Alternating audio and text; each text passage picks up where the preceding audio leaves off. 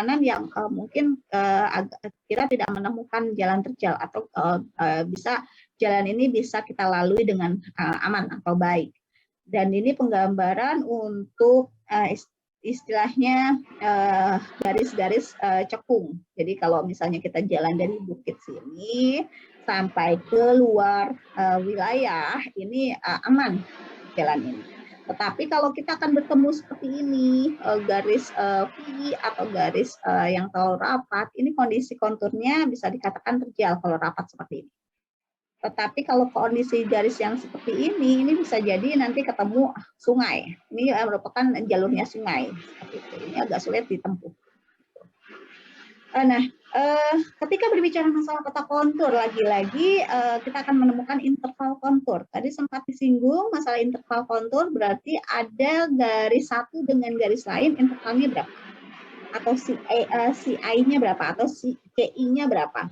CI-nya bisa jadi tadi apa istilahnya kelipatan 1, 5, 10, 20, terus ya sampai tadi ada contoh CI-nya 100 meter. Nah, sebenarnya apa sih interval kontur?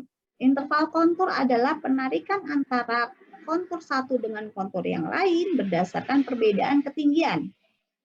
Nah, ada nggak sih hitung-hitungannya? Ada. Hitung-hitungan untuk interval kontur itu caranya adalah interval kontur sama dengan 1/2000 kali penyebut skala. Penyebut skalanya dalam bentuk meter ya. Jadi kalau kita ambil contoh peta kontur dengan skala 1/10.000 misalnya. Artinya interval konturnya berapa? Interval kontur sama dengan 1/2000 dikali 10.000 sama dengan 5 meter. Jadi interval garis satu dengan garis yang lainnya jaraknya ini sekitar 5 meter. Gitu.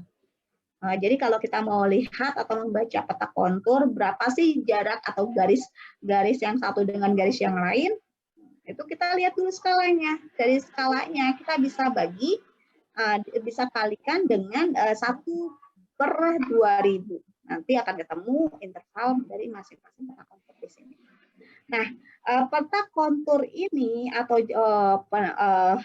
interval kontur ini menggambarkan jarak untuk nanti istilahnya posisi ketinggian dari ketinggian satu dengan ketinggian lain, jaraknya kira-kira berapa meter? Atau berapa meter ya? Jaraknya berapa meter?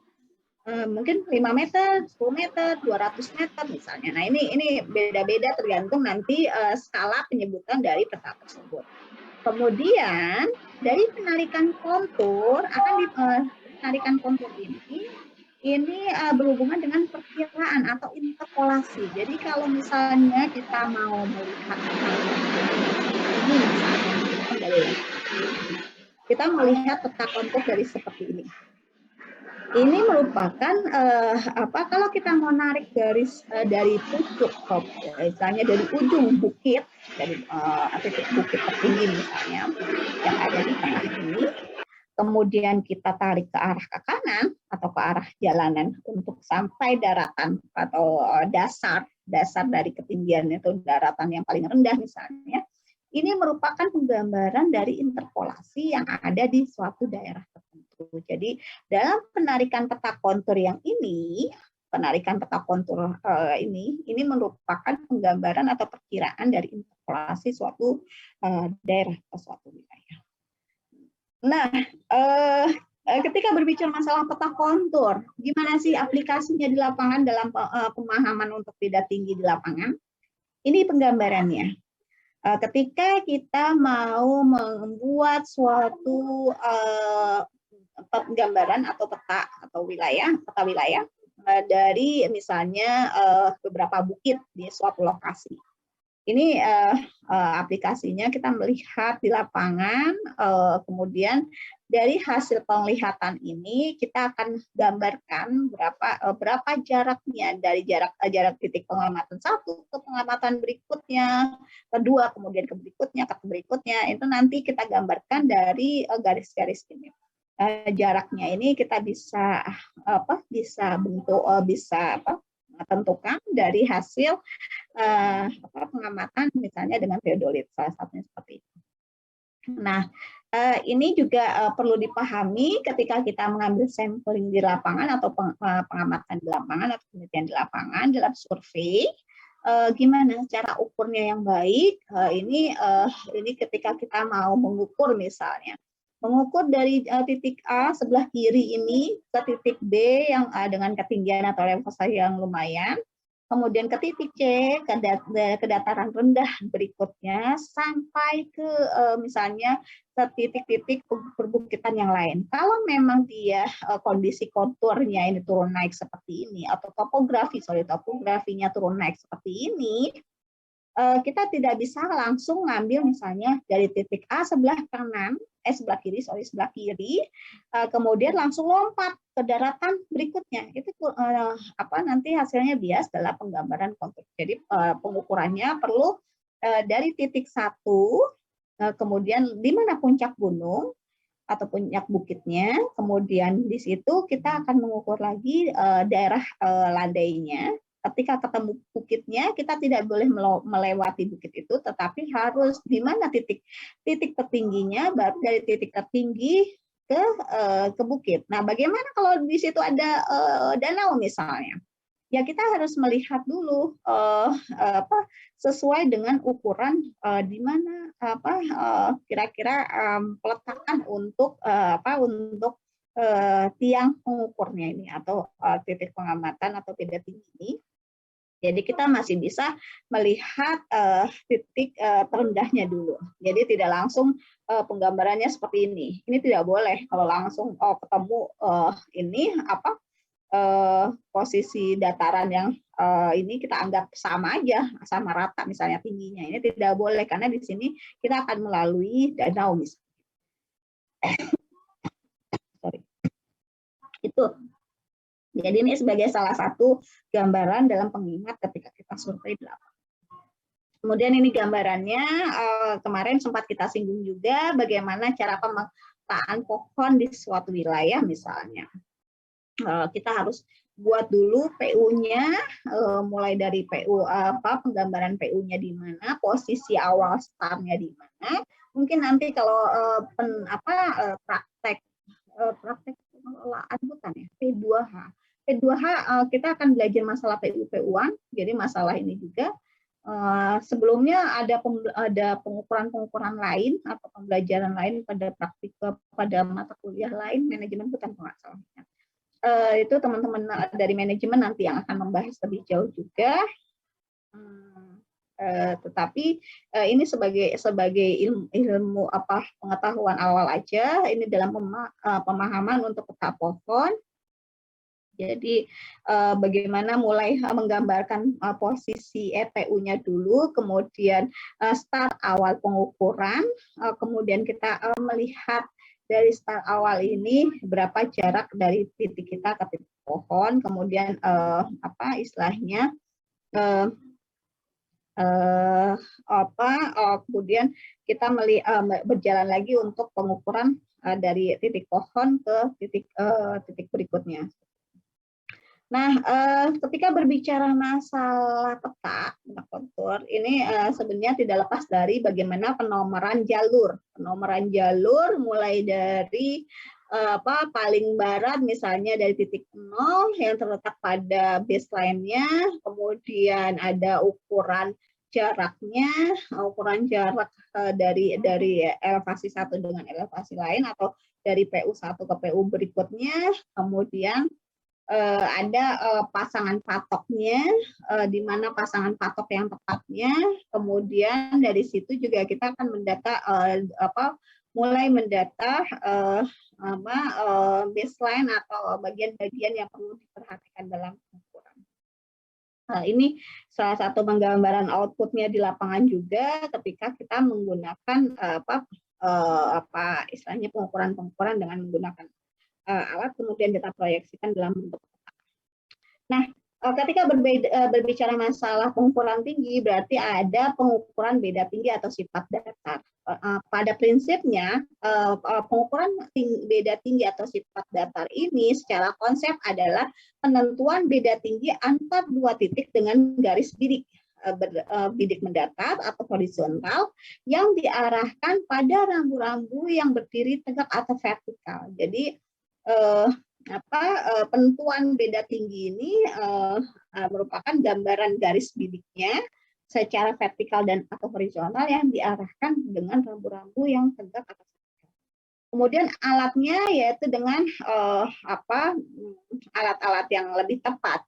Biasanya orang-orang bangunan atau orang-orang survei zaman dulu mungkin mereka menggunakan sifat datar dengan water fast, tapi ini informasi penelitian ini tidak detail atau tidak teliti, atau penggunaan alat ini tidak teliti, tetapi ada alat-alat yang memang lebih teliti dalam pengukuran beda tinggi atau sifat datar, yaitu dengan menggunakan alat-alat seperti halnya teodolit. Kemudian ada tujuannya. Tujuan dari pengukuran beda tinggi atau sifat datar adalah menentukan bagaimana beda tinggi antara titik-titik di atas permukaan bumi secara teliti. Jadi penentuan tinggi objek di atas permukaan bumi ini ditentukan oleh suatu bidang preferensi atau bidang geoid atau dianggap nol, yang yaitu bidang dengan ekuipotensial yang berhimpit dengan permukaan air laut rata-rata atau nivonya. Bidang-bidang tersebut selalu tegak lurus dengan arah gaya. Jadi ini sebagai bagaimana penggambaran kondisi muka bumi dilihat dari posisi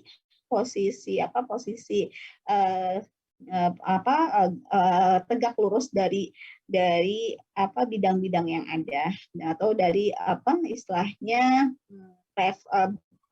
penentuan posisi objeknya. Kemudian dalam menentukan beda tinggi atau pengukuran beda tinggi ini, kita akan mengenal namanya sifat datar, trigonometri, tachymetry, atau barometri. Sifat datar ini adalah merupakan penentuan sejumlah titik dari perbedaan elevasi, jarak pengukuran minimal 3 meter dan maksimal 100 meter. Jadi kalau berbicara masalah perbedaan elevasi atau beda tinggi akan ketemu dengan sifat datar. Tetapi ada juga dengan penentuan beda tinggi dengan trigonometri, yaitu penentuan beda tinggi dari titik pengamatan dengan cara mengukur sudut miring garis vertikal dengan jarak yang diketahui. Jadi seperti halnya dulu waktu zaman-zaman sekolah SMA atau sekolah-sekolah di SMP atau mungkin SD sudah dikenalkan bagaimana belajar trigonometri, yang di situ tidak lepas dari sisi miring dan sudutnya. Kemudian ada tachymetry. Tachymetry ini adalah pengukuran beda tinggi pada satu sleng atau dua bidik yang berbeda muka dan belakang. Jadi kalau kita melakukan bidikan garis ini,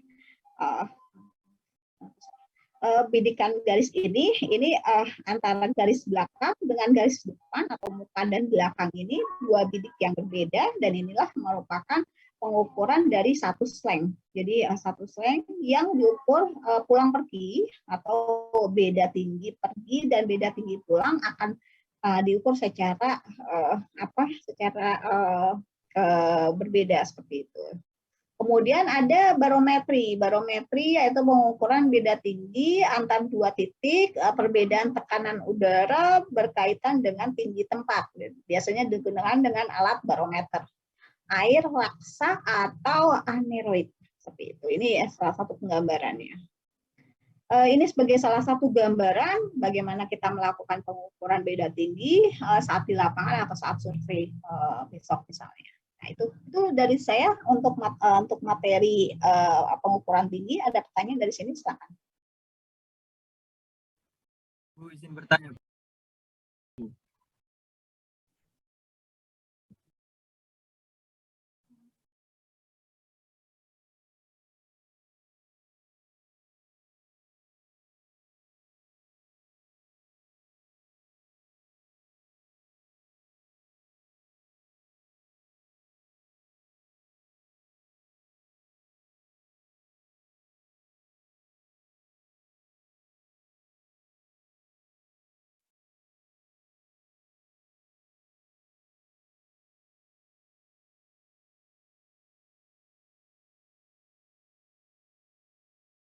Ada pertanyaan?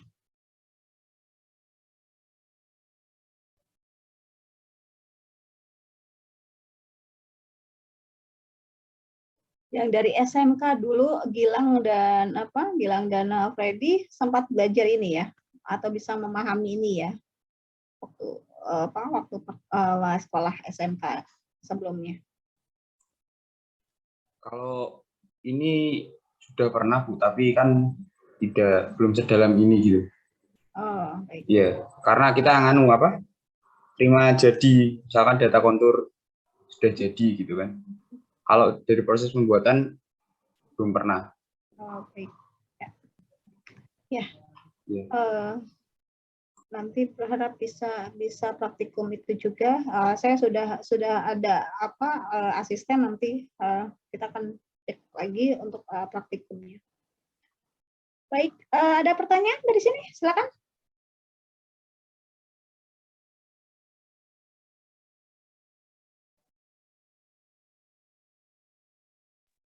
Izin bertanya, Bu. Iya, siapa? Freddy ya? Bareni. Oh, Bareni. Ya, silakan. Itu kan tadi yang peta konturnya kan bentuknya dari kiri ke kanan. Nah, sedangkan yang di peta itu kan muter ya, Bu. Nah, itu pengukurannya atau apa dari semua titik atau 2 tempat saja gitu, Bu? Atau keempat-empatnya muter gitu? Iya. Ketika berbicara masalah interval, kan intervalnya beda-beda ya. Biasanya ini berpengaruh juga dengan posisi pengukuran awal. Jadi kalau kita lihat dari pengukuran, misalnya pengukuran yang di lapangan, tadi kan kalau berbicara masalah sifat beda sifat tinggi ya. Itu kita akan lihat istilahnya pengukuran antara dua bidik yang berbeda, muka dan belakang. Jadi kalau kita lihat peta kontur yang tadi rapat, misalnya, coba saya cek. Bentar ya, saya coba share screen yang. Oke.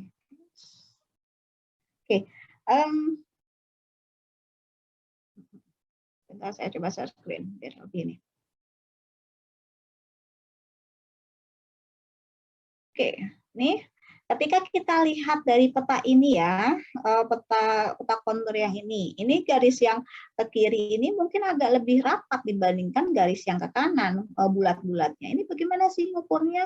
Ya, pengukuran dan intervalnya ini bisa dikatakan untuk biasanya atau umumnya interval ini diambil dari yang jaraknya yang agak lebar, tetapi tidak menutup kemungkinan jarak yang rapat ini. Tetap dalam pengukuran di lapangan, kanan dan kiri ini diukur, karena nanti akan menentukan dia bulatannya kemana, atau titik pertemuannya di mana, seperti itu. Jadi kalau kita lihat proyeksi pada gambar, pada gambar di atasnya ini, bukit misalnya, ini gambaran bukit dengan kontur dalam konturnya dalam meter ya. Misalnya kita lihat posisi puncaknya ini ada di titik tengah nantinya. Kemudian kita akan gambarkan proyeksi kanan kirinya, istilahnya proyeksi garis-garis di sampingnya setelah puncak gunung. Nah, ini kita akan mengukur posisi sebelah kiri berapa, kanan berapa, yang secara interval ini intervalnya sama gitu. Jadi bisa dikatakan kalau puncak gunung yang satu terjal, yang satu landai, ini kan ada nih kalau bukit atau pegunungan tuh kalau kita melihat nggak selamanya dua-duanya landai, tetapi ada juga yang satu curam begini, ada yang satu landai begini. Nah, kita pengukurannya tetap untuk intervalnya itu misalnya dari titik puncak tertinggi ke garis kontur yang di bawahnya yang pertama, ini misalnya kita ambil intervalnya 5 meter misalnya. Ya kita akan ukur posisi kiri ini interval 5 meter, posisi kanan ini interval 5 meter, kita proyeksikan nanti dalam peta konturnya. Kemudian di bawahnya lagi 5 meter, kemudian di bawahnya dari yang sebelah kanan mungkin 5 meter juga, seperti itu. nanti akan ketemu gambarannya. Nah, kalau kita cek ke bidang datar atau peta secara gambaran di atas kertas, nanti akan ketemu di mana titik kerapatannya atau landainya atau lebarnya, lebar dan rapatnya. Jadi kalau kita lihat dari sini misalnya ya, ini suatu gambaran misalnya, ini suatu elevasi dengan ketinggian misalnya 1.500 mdpl. Ini suatu gambaran saja ya, misalnya 1.500 mdpl dengan interval misalnya 100. Ya kita akan buat pengukuran dari di lapangan misalnya mulai dari titik tertinggi misalnya atau buang titik terendah juga tidak masalah. Tetapi ya lebih emang kita jalan pasti lewat dari bawah ya, dari dataran terendah kemudian akan menuju ke puncak gunung. Ya kita ambil interval 5 meter misalnya, atau ini 100 meter, 100 meter, 100 meter, 100 meter. Kemudian nanti ini makanya dibilang dalam pengukuran tidak bisa sekali jalan, tetapi kita akan ketemu jalan berikutnya. Dalam pengukuran berikutnya ke sebelah sisi kirinya misalnya. Kemudian nanti ada pengukuran dari sisi kiri nanti ke kanan kembali atau bisa dikatakan pulang pergi. Nah, memang inilah beratnya ketika kita di lapangan, ketika menemukan jalan yang terjal atau curam, ya kita akan mengakali dengan berbagai cara lah, entah pembidikannya itu, sistemnya istilahnya gambaran bayangan. Makanya kontur kan diinfokan bahwa merupakan garis bayang ya. Nah, ini kita istilahnya memproyeksikan garis tersebut, memproyeksikan bayangan dari garis-garis tersebut. Itu. Jadi ya kembali lagi ketika di lapangan kita akan menemukan jalan yang enak, tetapi tidak sering juga, tidak jarang juga kita akan menemukan jalan yang terjal atau curam seperti itu. Atau bagaimana menemukan sungai. Jadi waktu pas kami dulu pernah survei di Taman Nasional Gunung Gede Pangrango dan Halimun Salak, terutama di Salaknya ya, itu kondisi konturnya yang parah sekali dan ya itu bagaimana kami harus menembus itu, tetapi dengan berbagai perkiraan atau estimasi tertentu juga, dan alhasil memang kita bisa melihat kondisi wilayah yang ada atau kondisi di lapangan yang ada, kemudian ketika kita bandingkan dengan peta kontur yang sudah ada sebelumnya ya ternyata tidak jauh-jauh banget hasilnya seperti itu. Itu Bareni. Baik Bu, berarti nggak cuma dari kiri ke kanan, tetapi dari semua sisi gitu ya Bu ya, seperti yang di contoh kita Bu. Ya, secara umum penggambarannya pulang pergi ya. Jadi dari sisi kiri ke kanan, kanan ke kiri gitu. Jadi posisi pulang pergi lah intinya. Baik Bu, terima kasih. Ada lain?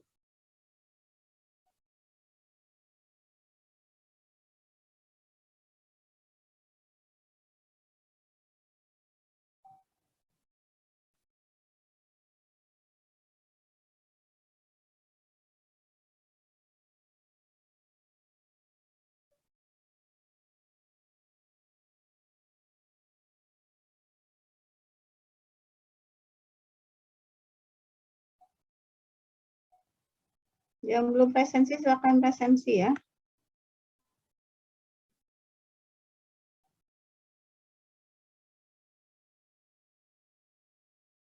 Afrizal belum presensi, masuk nggak hari ini ya?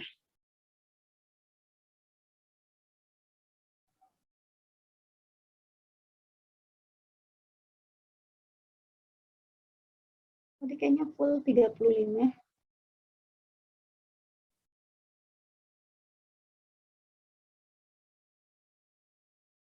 Ada pertanyaan lain? Saya izin masuk. Gilang, ya Gilang. Berarti kalau yang tadi itu kan secara pengukuran terestris ya Bu, melalui teodolit. Nah, kan ada mungkin ada cara lain dengan menggunakan drone maupun dari citra satelit. Kan seperti itu, Bu. Berarti bisa dikatakan seperti ini, Bu. Semakin rapat titik antar titik dari setiap layer kontur, itu berarti semakin akurat pula data yang diambil, itu bisa nggak? Iya, bisa. Iya gitu bilang. Itu yang dimaksud. Jadi gitu. terkadang kalau pengukuran di lapangan itu kan pengukuran dengan teodolit dan alat-alat secara manual ya. Tetapi untuk pengukuran secara satelit nanti kita mungkin ketemu DM, CM, ya kalau nggak salah DM dan itulah. Itu kita akan ulas minggu depan. Jadi semakin itu kondisinya rapat dan rinci, yaitu semakin ketelitiannya semakin semakin tepat seperti itu. Itu. Siap, Bu. Terima kasih, Bu. Baik. Ada lagi?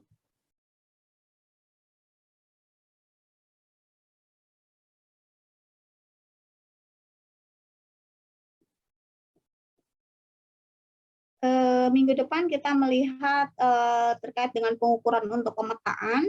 Pengukuran pemetaan ini kita coba cek dengan model-model digital. Jadi ada model digital muka bumi dengan DSM, dengan DEM. Ya, tadi yang sempat saya sampaikan juga ada DEM, DSM.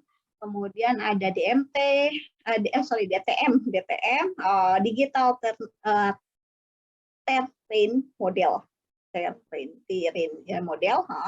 Kemudian nanti di mana sih mendapatkan informasi atau data-data resource data dari DEM itu, besok kita akan ulas di minggu depan. Kemudian mungkin dulu kalau pernah dengar masalah data distribusi sistem untuk seamless itu yang kalau dari informasi-informasi citra satelit bisa kita ulas juga. Itu ada pertanyaan lain, silakan.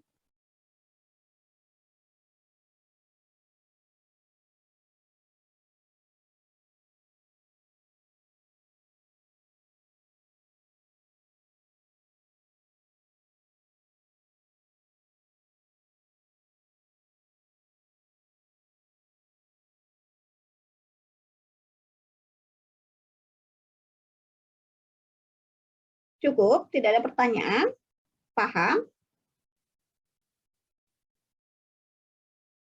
Kalau cukup, saya akhiri perkuliahan ini.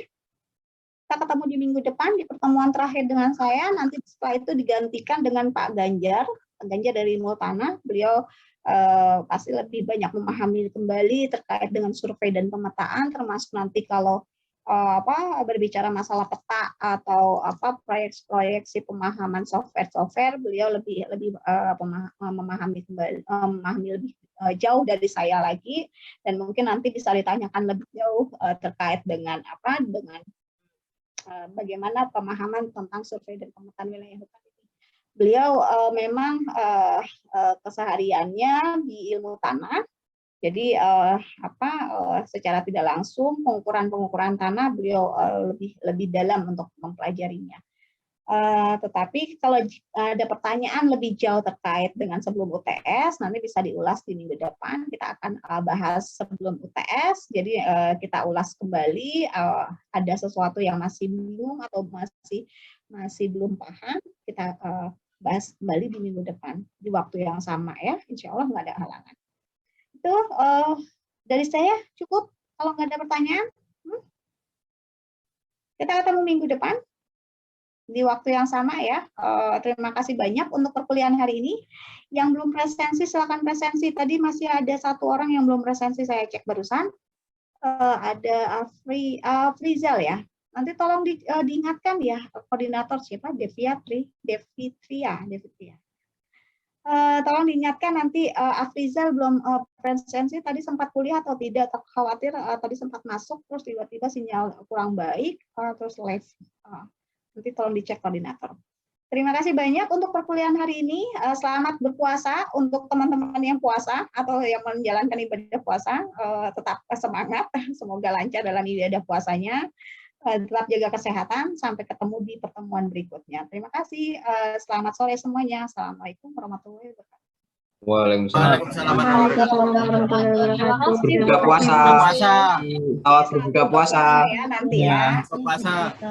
Ya, saya N for all. Terima kasih.